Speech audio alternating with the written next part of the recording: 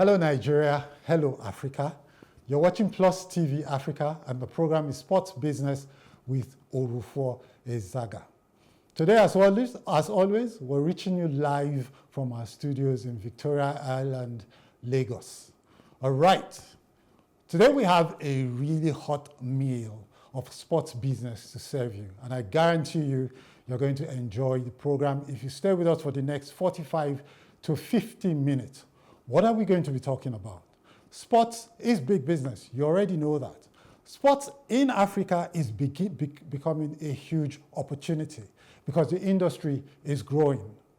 Now, not just in Africa, but especially so here in Nigeria, all right? And recent developments will point to the fact that the world is beginning to notice. Recently, we all saw the reports of the biggest sports marketing agency in the world, IMG, coming into Nigeria and wanting to partner the MPFL, that's the Nigerian Professional Football League. Now, that is huge if these guys can find, a symbiotic relationship. IMG is not only the leading sports marketing agency in the world. It's been known to, grow some of the biggest leagues in the world, like, for instance, the English Premier League and the Indian Premier League, which is cricket, all right? IMG only recently joined CAF, and they succeeded in making the last AFCON, if you remember, look a bit more, exciting. And they also brought in one or two sponsors in spite of the short relationship they had with CAF leading up to that time. Now, I feel that these guys are going to do a lot for our league. Again, like I said, if we have the right relationship sorted out. All right? So that's it. And, we're going to be talking about that deal because the sports industry is growing. We're also going to be talking about, what happens when growth happens. You begin to have, in this case, in the sports industry, opportunities opening up in terms of, the sort of skills that will be required. And these skills are in short supply. Because sports has not been a big deal in Africa, in Nigeria for a long time, we would find that as the industry grows, it's going to open up these gaps. Now, how do we fill these gaps with competent Nigerians to do this? Because most of these guys are going to be relying on local talent. There is an organization who has already thought that far and is beginning to, mentor young Nigerians and Africans to become more adept at sports business, regardless of your disciplines. There can be cameramen, there are reporters, there are photographers, there are directors, there's a whole lot, that needs to be done to fill up this gap so that we can be globally competitive. This company is already spotted that, and they're doing, stuff to address that, that challenge, not just in Nigeria, but across the continent. So today, I'm going to be joined by two very quality resource persons. They'll be reaching us from two countries in Africa, one from South Africa, and I'm talking about Mr. Emeka Enyadike. Mr. Emeka Enyadike started his career in Nigeria, and he's been everywhere in Africa, and he currently is based in South Africa. He's a co-founder of the Sports Apprentice, and these are the guys that are equipping young African men and women to be able to, work successfully, and expertly in the sports, in the emerging sports industry. All right, and then we're also going to be talking to Mr. Joseph Chimpampwe, who is the CEO of the Zambian Premier League. Now we're going to be asking him what's going on in Zambia, and we're going to try and compare notes with what's going on in Nigeria. All right, is Zambia growing as much as or as fast as Nigeria is doing? Is Nigeria even growing at all relative to Zambia? So we have two quality resource persons that are going to be talking on this program. And of course, there's myself here in Nigeria covering the MPFL end. All right, now, I think you guys want to listen to this program. And so I'm going to give you 1 minute, as is the nature of this program, to generally just stretch your legs, get some water, and invite a friend or two to join you in listening to this program. Why is that? Because you could learn a thing or two that could open up, opportunities for you or your organization. All right? So stick with us over the next 45 minutes. And when we return from this short break, the business begins.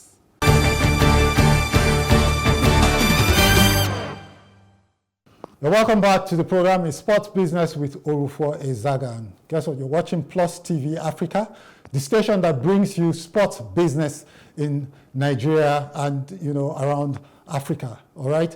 And joining me today to talk about sports, the growing sports industry, and the opening skills gaps in the industry, and how we need to fill these gaps, is Mr. Emeka Enyadike, joining in from South Africa. Emeka, how are you? Good, and you? How are you doing? We have some sunshine here, so it's much better for us than all the cold that we've struggled with this year. Okay. What do I say? Here it's becoming very, very hot, actually. Well, Harmattan, Emeka, you know what it's like. It's hot. I know. It's hot and it's dry. I miss Harmattan. When I was a kid, I used to look forward to it because it gets very. I mean, there's mist that covers everywhere. You can't see. Yeah. That's why I tell people, Emeka, that in Africa we're still told that Christmas is white. But when you go out at Christmas in Africa, in Nigeria, not Africa, Nigeria and some parts of West Africa, when you go out in December, all of the roofs and the trees are brown from dust. All right. Yeah. Anyway. But I love a place like Jos in the north. I was there in December 1 year, when I was shocked at how cold it was. I didn't realize that it could get that cold. So some amazing places and amazing weather patterns. But growing up in the south, in Port Harcourt and Lagos, I know that it's hot. Yeah. Even when it's Harmattan, it's still hot. Yeah, it's a great country we have, isn't it? I served in Jos, and it was bitterly cold. But I guarantee you, Obudu is even colder, and it's more spectacular if you ask me. Really, I haven't. Sure? I've seen videos of it, but I haven't been to Obudu. I've been to halfway in Kupaba, but I didn't end up making it all the way because we were going on a convoy, and one of the guys had a problem with the car, so we all had to turn back. Oh, okay. That's a shame. Obudu is a splendid place. Anyways, we're talking sports now. And, the sports industry is beginning to grow in Nigeria and in other parts of Africa, especially Nigeria, where Nigeria, that you are aware that recently IMG came over. They're trying to see how they can get into business with the managers of the Nigerian Professional Football League. And I was saying earlier in the introduction that as the industry begins to grow, gaps are going to be opening in terms of skills. Do we have the sort of skills that we need to fill these gaps? I imagine that's what your organization is set up to do, isn't it? Absolutely. In Africa, we never prepare for anything. It's like how we got independence from most of the colonial countries. We never prepared for it, so we didn't have the skill sets. For years, we didn't prepare. So sports on its own has become such a huge industry. And what has happened is that more and more roles are being created, some jobs. Then with the advancement of the technology around it, there is so much career opportunities and jobs. What you find when you speak to young people in Africa, and even much older people, we do have one guy on our program who's a retiree. He just turned 60 last month. Wow. He retired, and he wants to make a career shift and get involved in sports, in the industry, also get into sports management. He believes that sports management, he can do another 15 years. Yeah. And so we are preparing him. So what has happened is that there is, there's increase in the evolution of the sports industry in Africa, particularly since 2010 when we hosted the World Cup. In fact, one of the things that we experienced when the South Africa hosted the World Cup the sheer number of people that were needed to organize the World Cup. As someone who has, I've been involved in the World Cup as a journalist, as a marketing professional, as a communication professional, and the last World Cup as media relations, expert. When you work there, you realize that there are tens of thousands, sometimes 100,000 people are required to organize these events. You have the Basketball Africa League, NBA. You have even the NFL and some other organizations planning to do things. La Liga, Bundesliga, all of these bodies organize events in Africa. Then there's organization of things like camps, Basketball Without Borders. There is professionalization of the leagues. FIFA is making an effort, and CAF, to introduce club licensing so that clubs are able to employ more people. The question is, where are they going to find the people? We don't have enough sports schools in Africa. We don't have enough universities providing knowledge. And the assumption is that anyone who studied finance and accounting can just go and work in a sports organization. It doesn't apply. There's still work to be done, prepare them for the specific requirements of that industry. You find one of the biggest opportunities is in sports law, for instance. With the people who have studied law, many of them struggle to fit into the sports law practice because that is a whole course in itself. You have to study it, you have to understand what is happening there. I was speaking to a lawyer friend of mine today, and I sent him the latest ruling by the European Court of Justice against the football establishment, which includes FIFA, UEFA, and everyone, regarding an appeal filed by Lasana, who's a former Chelsea player. Yeah. That ruling is pretty much like the ruling in 1992 with Bosman, which kind of torpedoed the entire transfer system, length of contract, and things like that. I have done 3 years. Before COVID, I did mentorship for African Bar Association, and we organized the sports law segment, and we had over 2,000 lawyers in attendance each time. First in Zimbabwe, then in Kenya. We also was there when they had it in Port Harcourt. Then since COVID, unfortunately, because of the nature of my other assignments, I wasn't able to go, but a new election has been done, and they want me and my team to come back again to do what we've done this time on a much wider scale. Yeah, okay, so you think that, so if I get what you're saying, we're looking at skills across different disciplines in sports, not just lawyers. We're probably looking at coaches, we're looking at cameramen and things like that. Media. Yeah. Yeah, and in fact, I'll show you, one of the biggest jobs in football today is the job of the analyst. So you find that in Europe, when you're watching the Premier League, when you're watching the UEFA Champions League, you're watching the La Liga, there's more people on the bench, either holding tablets, or there even some of the technology that's available is for medicine. It's technology that allows the guy who's sitting on the bench to look at immediately watch a replay of the incident that requires for medical assistance, and they can tell exactly what is required. And sometimes when they can run onto the pitch, they can check certain things and relay back to the coach. Then you have a scenario where all the players on the pitch, maybe not in Africa, in some leagues in Africa, South Africa and North Africa, it's already in practice, but in Europe, every player who's playing in Europe is wearing a tracker. So they're able to check their heart rate, they're able to check every single one of those things, and immediately the player goes down. They can check immediately if it's something that has to do with, maybe he's tired. The scenario that we had in Nigeria with Samofariji and a few other instances, Yeah. Oh, okay, so that makes the point I'm trying to make, like, that we have, it goes not just to the law or the coaching and all of that. We're talking here now about sports medicine and others. But hold that for a bit. Let's bring in Joseph Chimpapwe, who's joined us from Zambia.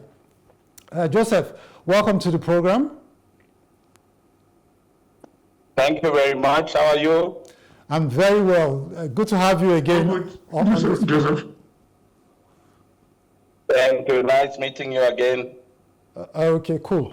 Yeah, we're talking about the opening, well, the rising consciousness for sports business in Africa, and the fact that the industry is beginning to grow in Africa. Only recently, IMG, the world's leading sports marketing agency, came to Nigeria looking to partner the Nigerian Professional Football League, right? And my guest on the program, my other guest on the program, Mr. Emeka Enyadike, is talking about, skills gaps that are beginning to open as the industry grows, right? And his organization is mentoring young Africans to fill these gaps. Is that the case in Zambia? Zambia, because I think he's also done stuff in Zambia as well. What's the situation like in Zambia? Well, I think I watched, I followed the ING, obviously. You guys are a step ahead. We haven't reached that level, but definitely in terms of skills gap, it's an alarming situation because especially in Zambia, maybe just to give you a perspective, because what used to happen in the past, the copper is our main industry, mining. Okay. Mining industry went down with the coming of multi-party politics in 1991. At that time, the government was, we had a lot of state which closed. And, from those, almost all those sports enterprises were running clubs, be it soccer, basketball, different sports. So with the privatization, a lot of those companies closed. So we lost a lot of people who were trained administrators in management, leadership. We had situations where in some cases you find a soccer fan had got a deal probably in the mine, makes a bit of money, and they feel because of money they've got that. So this has been the situation. But what we've done as the Zambian Premier League, out of the realization of that skills gap, we partnered with an organization called Zambian Institute of Sports. It's owned by a professor, a Zambian professor. He's attached to the University of London. He's an associate professor with Kwame Nkrumah University. So we've come up with a sports diploma, and we'll make it as a requirement for you to be, a club administrator. You need to do that. That sports management course. But in terms of business, there are 4 skills we've put up as the Zambian Premier League that we feel are ideal. Of course, starting with creativity and entrepreneurship and obvious innovation. Ideas are about everything. They create value. So we are very strong. We are trying to create creativity. And what we've done, we've made it compulsory actually for all the clubs in the Zambian Premier League. You need to have a strategy, because our beeline is we need to professionalize to commercialize. So on the professionalizing side, we said you need a strategy. What are your general goals? The goals, you break them down to your objectives. Then the objectives, you further break them down. What's the action plan? What are you trying to achieve? By who? By when? So that ultimately you can, and of course, tied to that, we are very strong on the ethos. What is your core business? What do you do? You need to understand your club. What is your vision? What do you want to do? What is your mission? What is the purpose for your existence? And of course, your guiding principles, the values. So once that is done, the ideas, I said four key areas. Firstly, it's creativity. Then secondly, complex problem solving.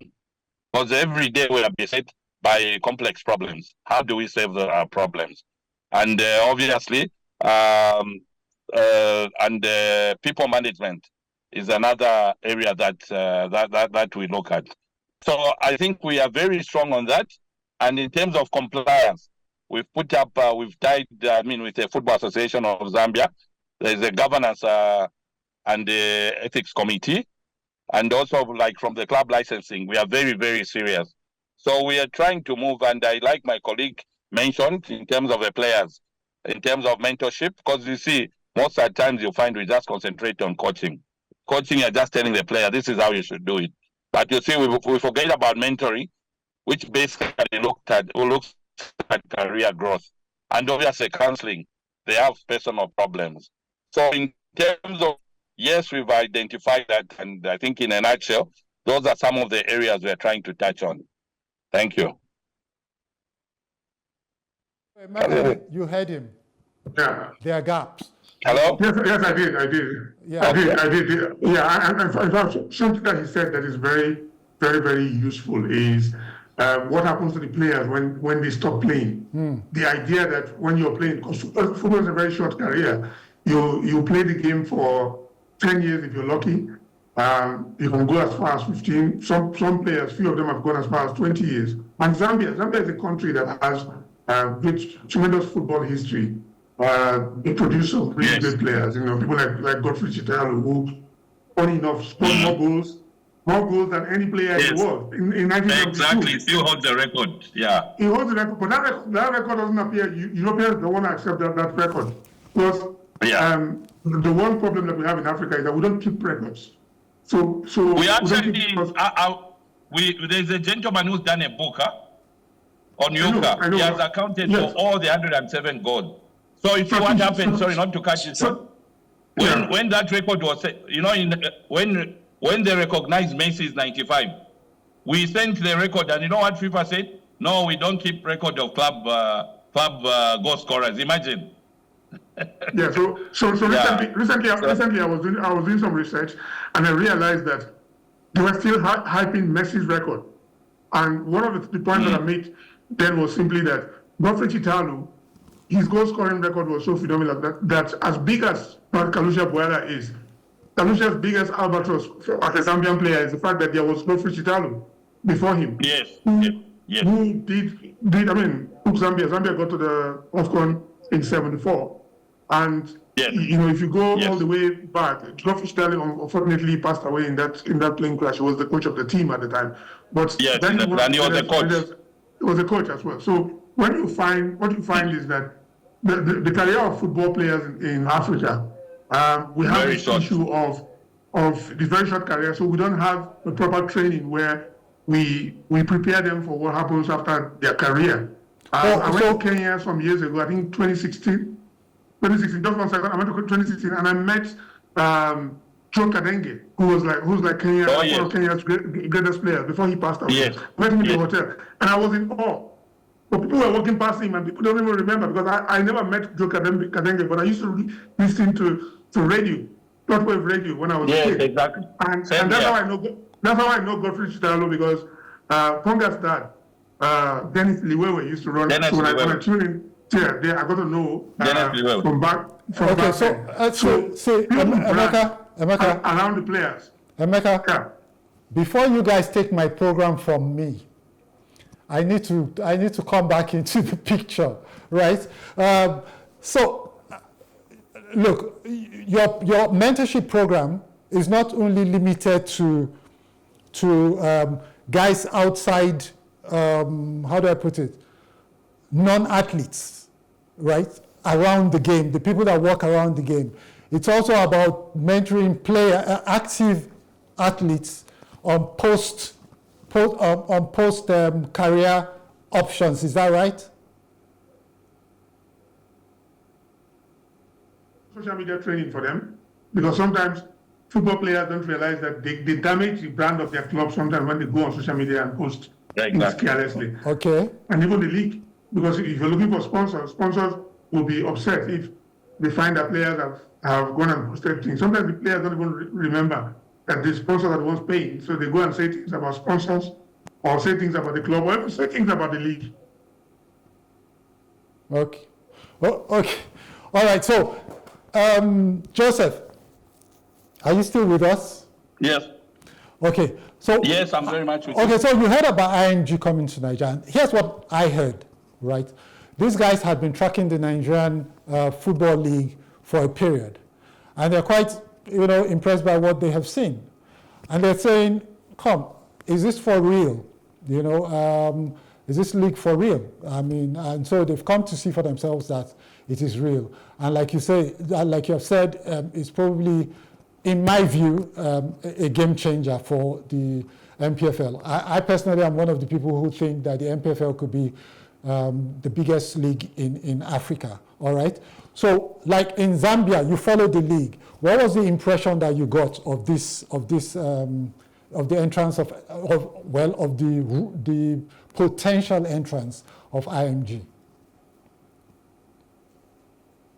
Of course, it brought joy because ultimately, I think they would want to spread their wings across Africa, and will be ready, up and ready for them. Those are the kind of remember I spoke about when I spoke about the skills. The first one was creativity, and that's where they come in. Yeah. And even when you talk about complex problem solving, they fit in because you see that's a complex, that's a problem that we've had. How do we commercialize? How do we enhance our brand equity? And the third, I'm relating now to the four that I outlined. Critical thinking. For the Nigerians to have gotten to that, it was through critical thinking. Yeah. How can we go, the extra mile? And this is what they did. People management, of course, they found us people in Africa. They'll work with us. So for me, I'm able to relate now to the four key skills, competences I had mentioned. Okay. So it's a very welcome move. We'll be waiting, of course. I call it good practice. Others say best practice. We'll learn from the Nigerian experience. Okay. And it's about networking. I will get in touch with my colleagues, Nigerian Football Federation, and obviously, like Madam Nkechi, we are communicating. In fact, she was supposed to have had a program. Unfortunately, it's been moved to next year. Okay. So she invited me. Next year I may be coming. So while I'm in Nigeria, who knows, I'll take advantage and visit IMG as well. Okay. So it's about getting the right synergy. Okay. Yeah. All right, Emeka, I'm going to talk to you about IMG as well, right? You are more in the picture, I suppose. Yeah. But before we do that, let's take a short break because we need to sort out a few things. And when we get back, the business resumes.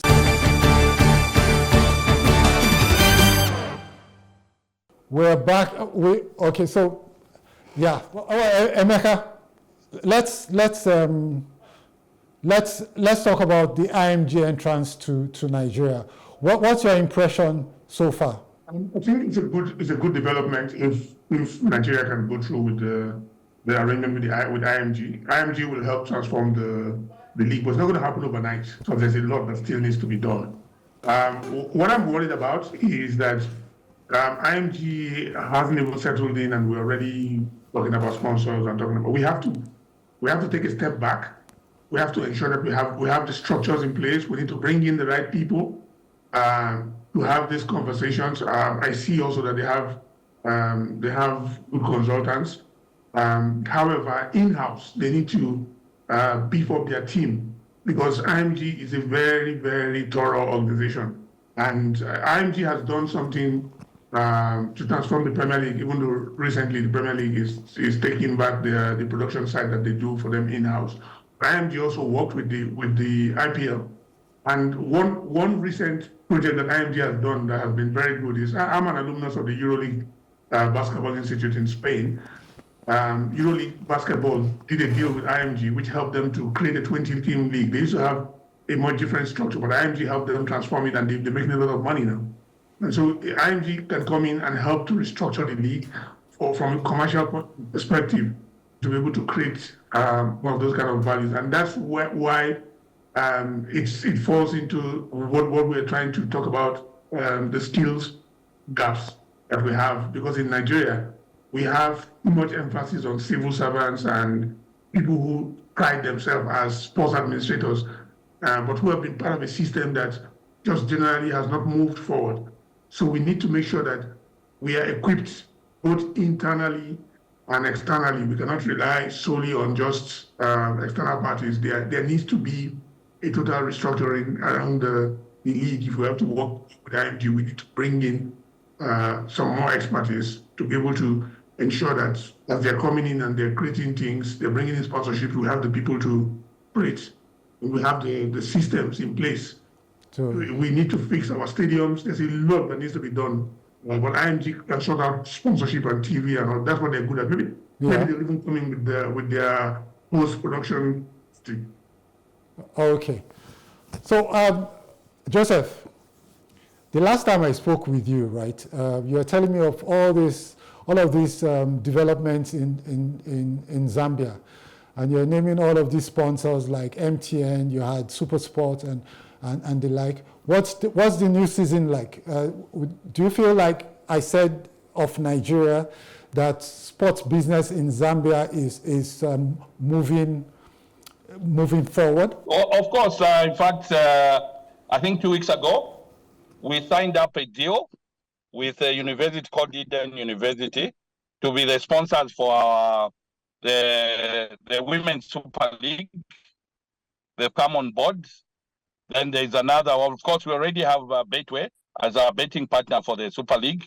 Another betting company, probably next week, we should be signing. We are coming up with a new cup called the Zambian Premier League Cup. Even that cup, one of the biggest manufacturing companies, we are almost sealing a deal for them to come on board.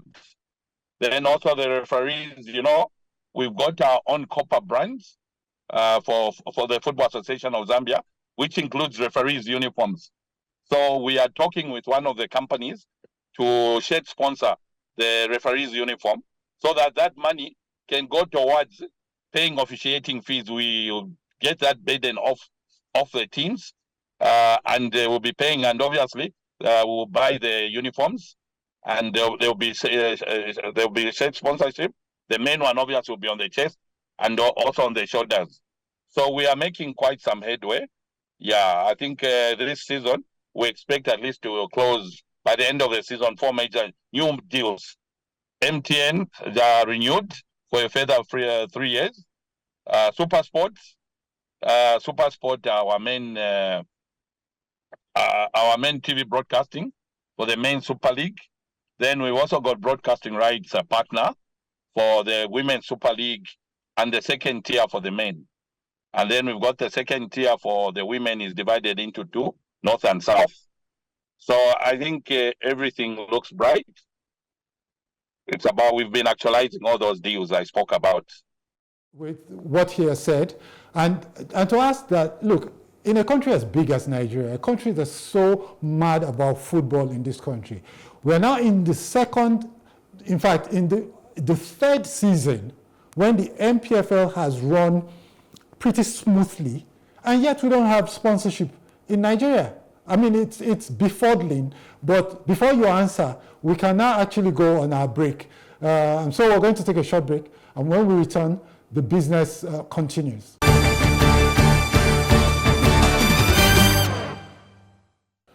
Yeah, we're back to Sports Business with Orufuo Ezaga, and you're watching Plus TV Africa. We're reaching you live from our studios in Victoria Island, Lagos. Emeka, look, we're talking about a league as big as Nigeria's, right? I know a lot of things have gone wrong in the past, but look, for 2 seasons and a half, the league has run pretty smoothly. What do the Nigerian advertisers want before they get behind the league? All right? I mean, if sports doesn't work, society is not safe. That's why the most progressive civilizations invest in sports. It's not just about the eyeballs. It's about how this, cleans up the entire society and makes sure that it creates a healthy environment even for the sponsors to do business. So why don't we have sponsorship in Nigeria after so long? The main reason is just one is what are you offering? What do you have to offer the sponsors? Sponsorship in Africa has evolved over time to the point where it's not enough for you to just assume that just because it's running. The first thing they've gotten right is the fact that they managed to align the calendar correctly, where the league starts in August and runs through to May. The other factor that needs to be then looked into is what are you offering the sponsor? What is your product? Because sponsorship is based on the product. You're going to sponsor a product or a property. You have to build that product, build a brand around it. We don't know what the league is. MPFL is Nigeria Premier League. You need to determine. Zambia has been Zambia Super League from when I was involved in 2010 until today. Nigeria keeps changing the name. We have to determine what the league is, what the logo is.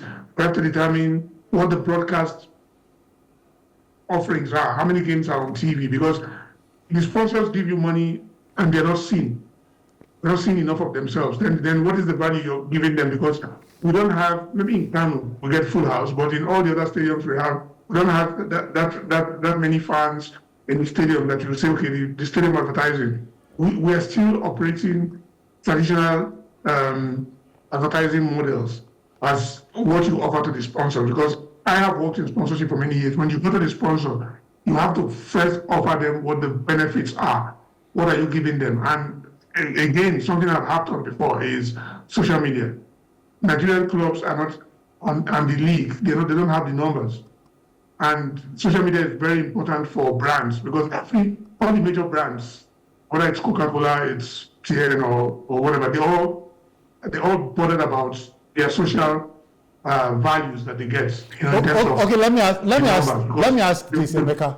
Emeka, let me ask this. Please explain it to me. Like, if you're a big telco in Nigeria, for instance, and you say you're looking for eyeballs, right? You put your money, as has been the case in this country, you put your money behind the English Premier League, right? Now you get the eyeballs, but what you end up with after getting the eyeballs is a society where the young people are not engaged. They don't have jobs, they don't have skills, all right? So what they do instead is that they become bandits and they become, street urchins, they become criminals. So they come to your base station, they vandalize it. You are going to spend billions fixing that. They come down the road, they kidnap your workers, you're going to pay money to free your workers. The money you're refusing to put in sport to then build society, you're going to have to pay it some way, maybe in fighting crime. So the question is, can value only be attributable to eyeballs, for instance? It's important for people who work in sports to have certain skills and know-how. And these things are not taught in school. In fact, the founder of IMG, Mark McCormack, wrote a book called What They Don't Teach You at Harvard Business School. Yeah. It's a book that I recommend to everyone who is involved in sports. You need to understand that if you talk about telcos, for instance, most people, if you go and seize telcos, the telcos no longer own the base stations. The base stations have been outsourced to tower companies. There are companies that own those platforms. And this is something that you have to understand from research. And for you to be involved in managing clubs, you need to have marketing professionals who understand research, who will understand what is it that the brand is looking for. There have to be strategic fits. The reason why Nigerian companies or African companies are spending so much money on English and European football is because the same fans you're talking about, that don't go to the stadium, they're all looking for viewing centers or looking for where to watch those leagues. And the reason is that those clubs in Europe and the leagues are spending so much money reaching those guys, because all of our guys, Africa as a whole, Nigeria in particular, has the world's largest youth population. People who are aged between 15 and 35 in the world. Even as big as China and India have massive population. The young people in Africa are more, and the young people in Africa they are mobile first. Most of them didn't see the phone that I started using where I put my finger inside and turn it. They all started out with a mobile phone. Yeah. So they're also very tech savvy. And all of these guys are creating content on social media and creating content about English League and all of this. So I'm glad that Joseph is here, because the leagues have to do a lot of work to, particularly around digital media, engage with fans. So fan engagement is the job of the leagues and the clubs. Yeah. Once you have it, and I'll give you an example. I don't want to mention the numbers, but as far back as 2015, 2014, the sponsorship that Kaiser Chiefs and Orlando Pirates had from Vodacom, if you convert it to dollars, it will be approaching 100 million. Okay, so Emeka, can we just yeah. No, yeah. So just finish. Yeah, those guys have record of their fans. They know how many fans they have, and Simba in Tanzania and Yanga have copied what they are doing, and they are doing it right. And those guys are getting sponsorships in Simba and Yanga, and the Tanzania League is also chasing South Africa. Okay. So I'm going to give Joseph the mic, so to speak. You and I are going to still talk more about this because, look, I feel that, if you reach eyeball again, you docked the first one, and now this is the other part is, look, I give my money to the EPL. They have more money to develop the EPL products. I don't. All right? And I'm reaching eyeballs, yes, but the eyeballs no longer have jobs, or their salaries have been slashed, or they can no longer afford to pay their rent and all of that. So again, we'll come back to that. I think that, let me talk to Joseph. Joseph, what's the experience in Zambia? You seem to have sponsorship, aplenty, and I'm sure, based when I hear you speak, I even tell you that it looks like you guys do you do some deep thinking around your football. Tell me, what's the situation like with you guys? Of course, there's more room for improvement. Even the kind of deals we have, I strongly believe in terms of value, we can get more. I like Emeka, he mentioned value. You see, but what I've seen mostly in Africa, we are more bothered on price. But you see, it's value that makes you attractive in the market. And even the way we've styled our value proposition, there are 4 things we look at when we are going to a sponsor. The first thing is, what is the benefit for the sponsor? Yeah. You get the point. You need to outline for the product that you're giving, what will be the benefits, what will be the activations. Then secondly, that value, channel distribution. How is the value going to be disseminated? Is it through phones? Is it through ATMs? Is it through activation during match days? And thirdly, the actual sales. He spoke about Tanzanian League. I should be honest, I'm actually looking and working very closely with the Tanzania Premier League Board, the CEO Kasongo. I've been there. When I went there, I actually went to their offices and I arranged a Zoom meeting with my team in Zambia. We had to learn. They've done exceptionally well. Like Emeka has said, they are going towards South Africa. But I think what they need to do is just to spread it beyond just 2 teams. In Zambia, probably, it's a bit more scattered. It's not just 2 teams. Out of the 18, we have about 10 that can compete favorably. Yeah, then once you do the sales, ultimately there is a service, a 4th thing in a value proposition. You need to sustain what you are doing. We don't want you to get a sponsor after 1 season, they go. So you need to have that, the service rollout. And we found that it's helpful. Then he spoke about fans engagement. We've realized that in Zambia, when I go to matches, mostly the guys that are watching are like me and Emeka, who are dinosaurs. We've been watching from time immemorial. We've got history for Yuka Chitalu, like you were saying. But you see, the millennials and the Gen Z, their attention span is very short. They can't go to a match, sit and for 2 hours waiting. So what do you do? So it's through engagement. So we've come up actually with a fans engagement program where we've broken it into 3. Before the match, during the 90 minutes match, and after the match. For example, I'll say if we target a university, before a match, we've partnered with a taxi hauling company, for example, Uber, so that you see the students can easily get to the stadium. You create a convenience. And you have activations before the match, probably a popular, like if you're in Nigeria, you bring the video, they are happier, you get the point. Yeah. Such that by the time the match starts, you will have recouped most of the money. And then you are creating interest during. Then after the match also, have some activations. And of course, they are students, you need to get them back.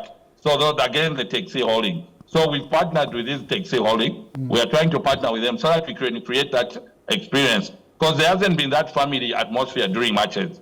You found the outras, insulting, hooliganism. So we're trying to kill that so that you create a family atmosphere, a match. And this season we've seen actually an upsurge in attendances. Almost even midweek games, like tomorrow we've got midweek games. People are watching because you see, now we are talking to the people. We are bringing them, we are talking their language. And thank God the Zambian Premier League was deleted to concentrate on the professionalism and commercialization of the league. So okay. I think it's about value proposition. Okay. Give the right value proposition and don't go with a begging ball approach. Yeah. This is why I prefer using the word partners than sponsors.